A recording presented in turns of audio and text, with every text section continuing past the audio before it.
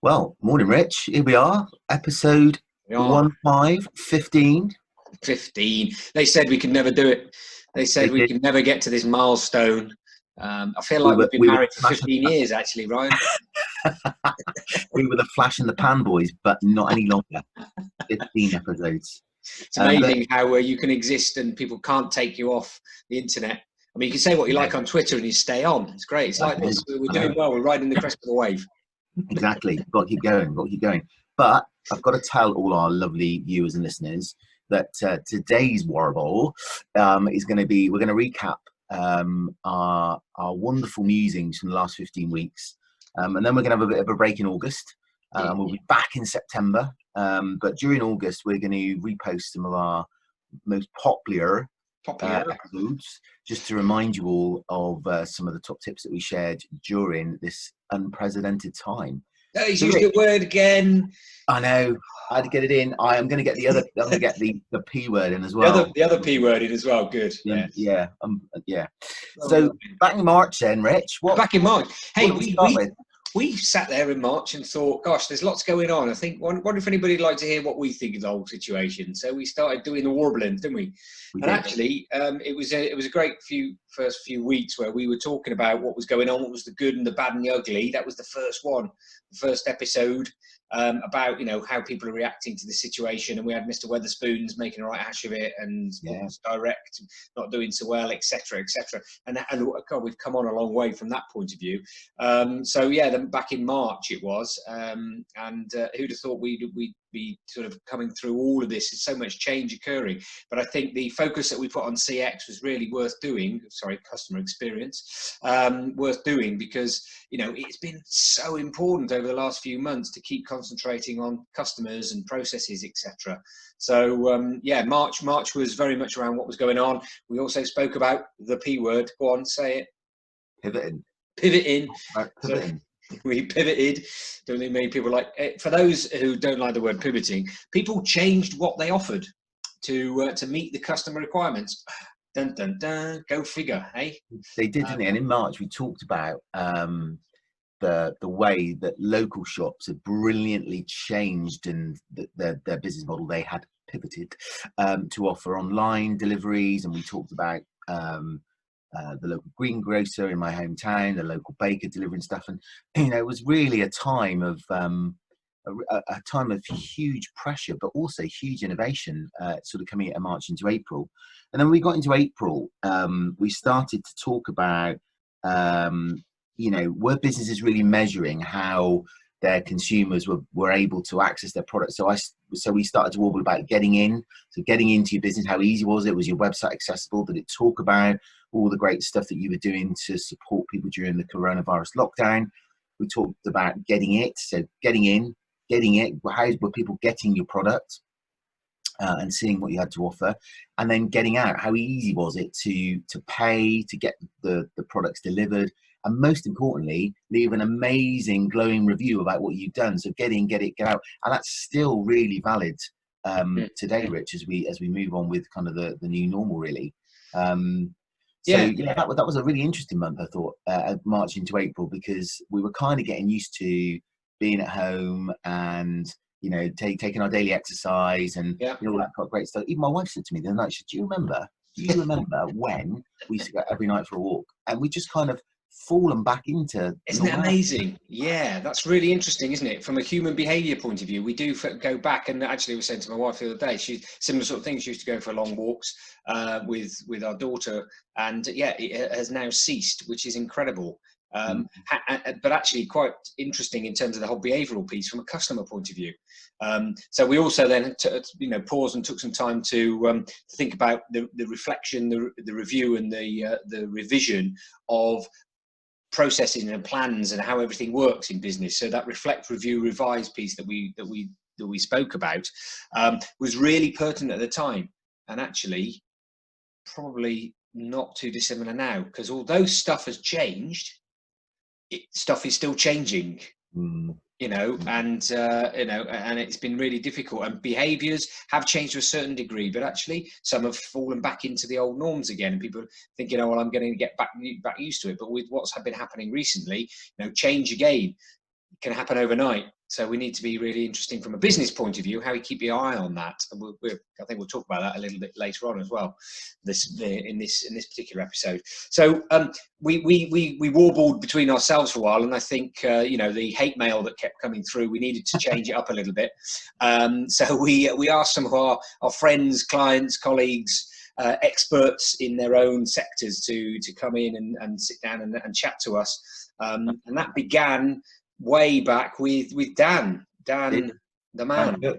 Yeah, in May. So in May, we got into May, didn't we? And things started to begin to ease off. The construction industry in early May started to go back to work, didn't it? And we got Dan Cook from Dan Cook Carpentry and Building Limited to come and talk to us about how he as a small as a managing director of a small building firm in South Devon, soon to be a great, huge business, I'm sure, was coping with getting his people back to work, helping them feel safe, making his clients feel safe. And I remember at the time thinking, God, that's been really tough. He's had a really tough few weeks and months.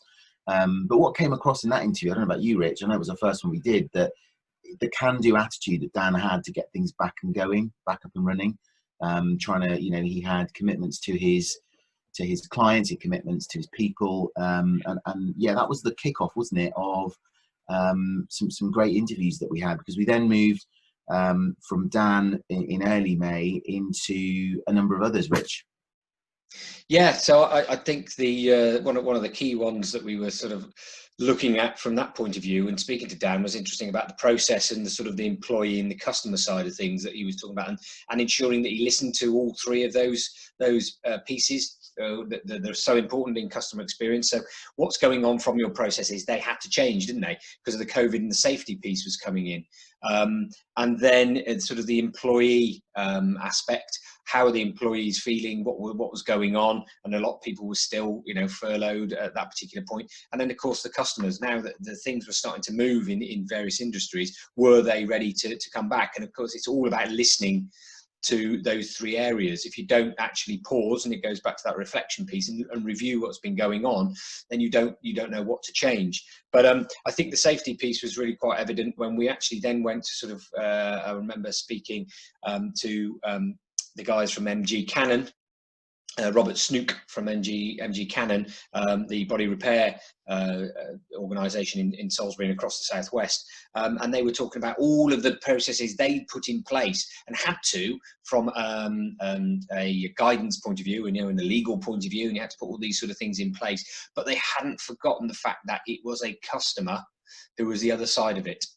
And that was the thing that kept coming across time and time again. It's about speaking and communicating to your customers in a meaningful way that enables them to have that confidence to return to the various organisations. So that was where we started to get to within those discussions as well. So when you were talking about VOP, voice of the process, as I like to call it, VO, nice. Voice of the employee. Oh, yes. VOC, that's not a Star Wars, right? A Star Trek.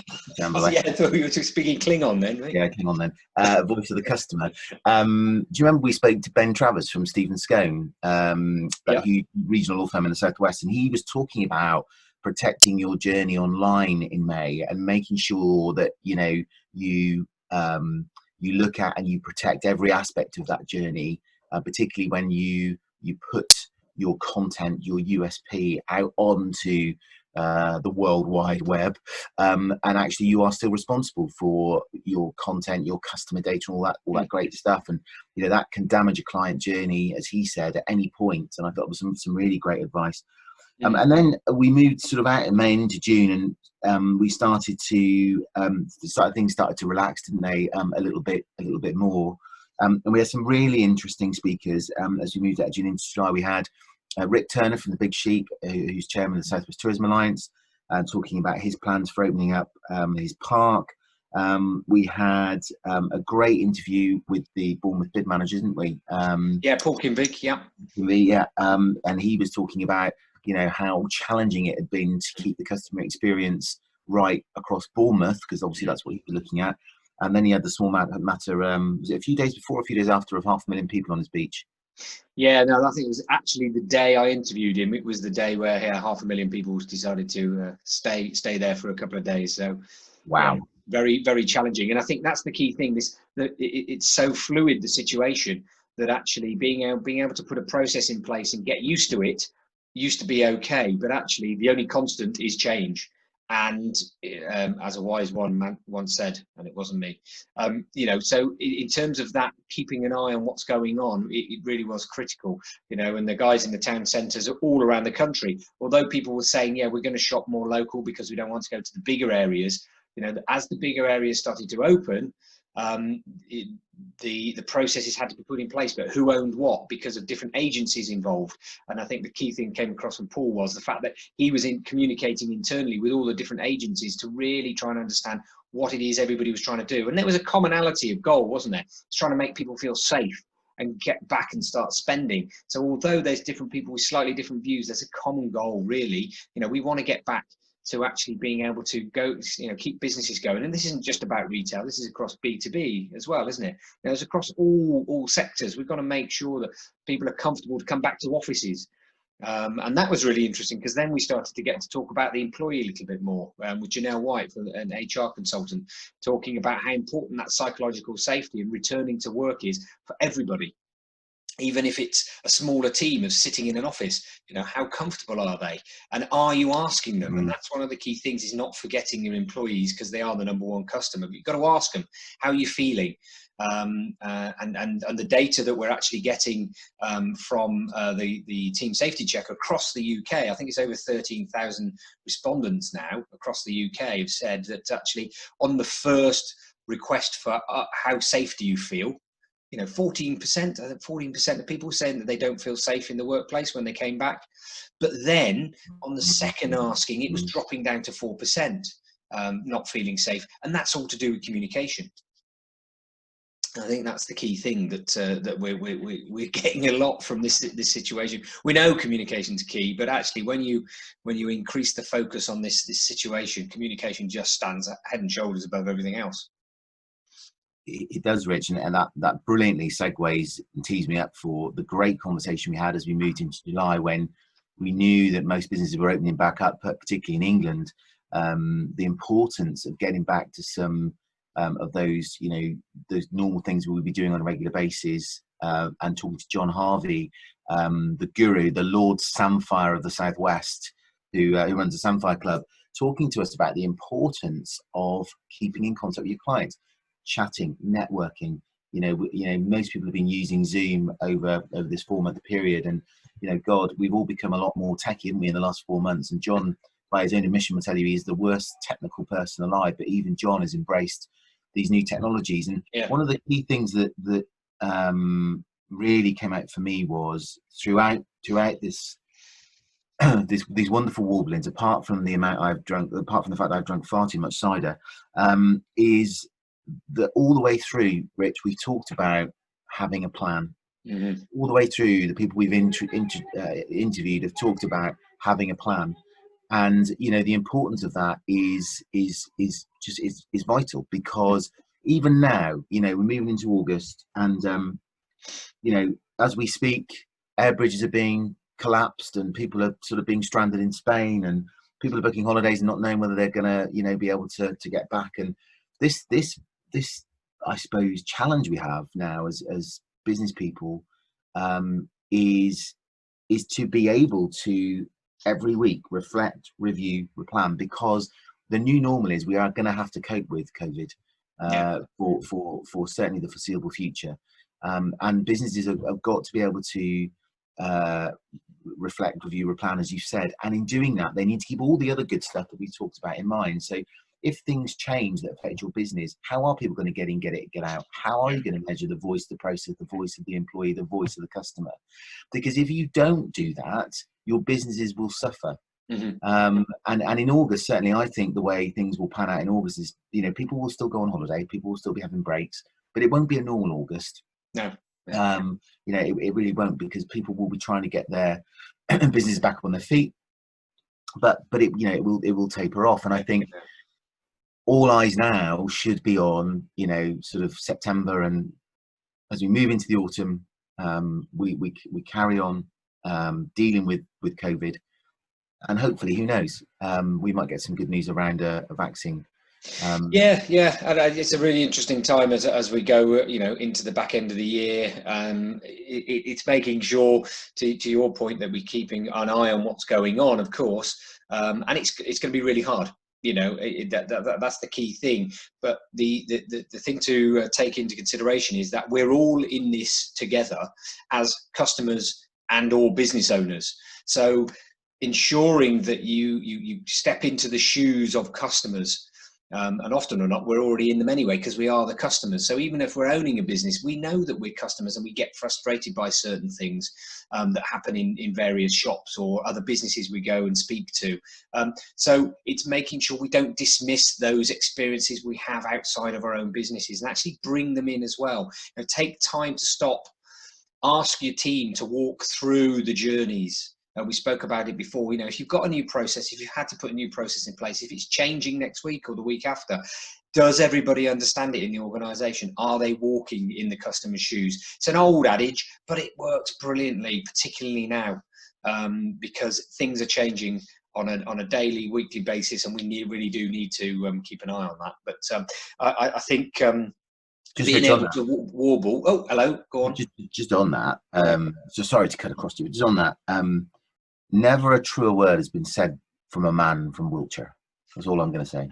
Because as sure as I'll walk to the fridge and open a cider during the August downtime, businesses that stay ahead of the customer curve. And what I mean by that is because they're talking to their customers regularly, because they're talking to their people regularly, they will know the mood of the population, so to speak. And in doing that, they can make really informed decisions about what to do next. I had a really great conversation the week before last with a marketing director from a big professional service firm based in Exeter, and they were doing some really good work around wanting to ask their customers how they should run their business going forward. And I thought that was really, really innovative because it doesn't sound overly innovative, but it is, because not many people are doing it. No. And they were asking questions about, how would you feel if our team were, agile, working from home more of the time? Because there is a perception, I think, in business that will happen. But how many businesses have actually asked their customers and their people if that's really what they want? So this staying ahead of I think the key message certainly from me on today's warble is staying ahead of the crest of your customer, the crest of the wave of your customers is vital to you being successful. And if you do that, you reflect, you review, and you replan, you will be successful as we come out of this. And there's all the challenges of will we have a second wave? Will we have what's going to happen? If you keep that mantra, you'll be fine. Well, I think that's a nice little place to pause, and we're going to pause for August on the new episodes. But as Ryan said at the start of the podcast, we're actually going to repurpose, take them out the bin and chuck them back on the World Wide Web, so you can have another listen. Memories of lockdown, I think we're going to call them. Hey. Memories of lockdown. Memories of lockdown. Blimey, that sounds fun. Yeah. So if that doesn't make you depressed, nothing will. Open up the cider and crack on over August. But we hope everybody has a lovely August, and we will be back in September with some more warblings. And please do not forget to like, comment, and share all of the episodes that you've watched, and please do comment if there's we'd love to hear from listeners, viewers, about what we've been talking about. If there's any other ideas you'd like us to have a chat about and warble, please do. And to Richard's point, if there's anything we can help you with, guys, we're available across the summer. We're on LinkedIn. Go to insight6.com. Our profiles are on there. Our telephone numbers are on there. You can get in contact with us. If you've got any concerns, worries, or anything we can help with, please do get in contact. That's what we're here for. And I know about you, Rich. I've absolutely loved doing these and want to continue doing them. So, as Rich said, please like, share, and comment. And we look forward to speaking to you all in the flesh again in September. So it's goodbye for me, Ryan Huxtable, and for me, Richard Knight. Cheerio.